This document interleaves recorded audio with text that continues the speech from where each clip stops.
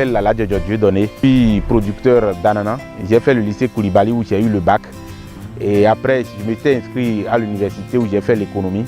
Mais pendant tout ce parcours, j'avais ma plantation d'ananas et je cultivais. J'ai créé mon entreprise agricole.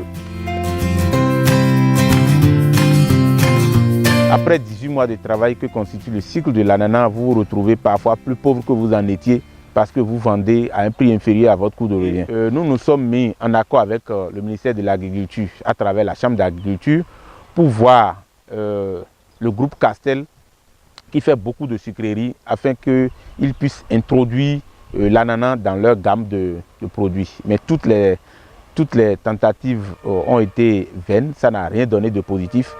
Et au finish, nous nous sommes dit qu'il faudrait alors qu'on soit unis et qu'on ravitaille les petites industries de transformation qui existaient à l'époque. Et c'est de là que la coopérative IRA a été mise en place par un groupe d'agriculteurs qui se sont dit qu'ils vont satisfaire les marchés des transformateurs d'ananas. Nous avons retenu à l'unanimité de mettre à l'actif de la coopérative une petite usine de transformation.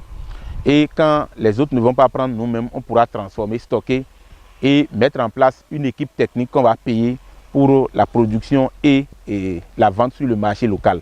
C'est de là qu'on a mis en place la coopérative aussi, et à l'actif de la coopérative, l'usine de transformation très artisanale à l'époque. C'est là Helvetas est intervenu.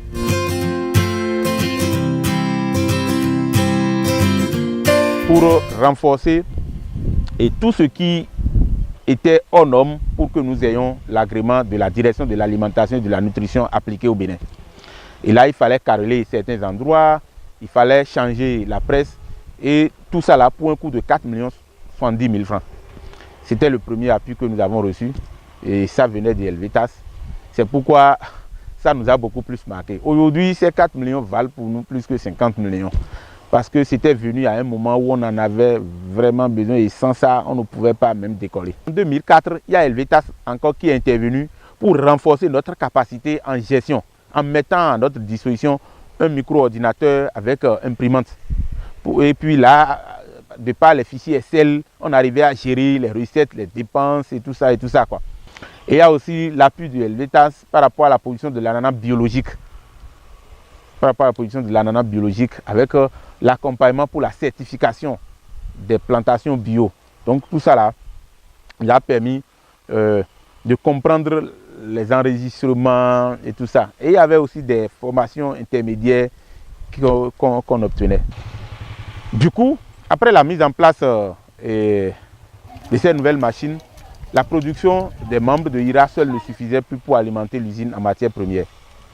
Et là, nous avons mis en place un consortium d'organisations de producteurs émanant de différentes communes, telles que Tori, Topfos, Z, en tout cas toutes les communes productrices d'ananas, parce que l'ananas est produit dans le sud du Bénin. Donc toutes les communes productrices d'ananas du sud se sont alors mis ensemble et à travers ces coopératives pour que la capacité puisse être ravitaillée.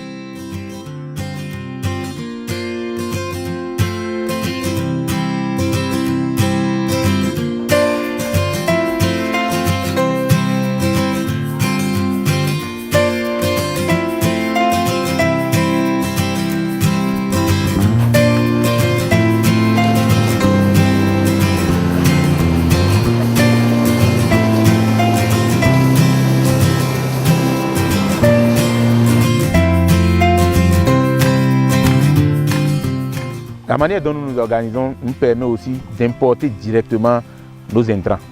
Les intrants pour la production de l'ananas, par exemple, ne constituent plus un handicap pour nous. Donc même au-delà de l'État, nous sommes suffisamment outillés pour aller aussi sur le marché international, nous approvisionner en intrants directement, puisque en commande groupée, ça devient encore plus important. Notre ambition à court terme est de pouvoir produire les concentrés d'ananas pour le marché international.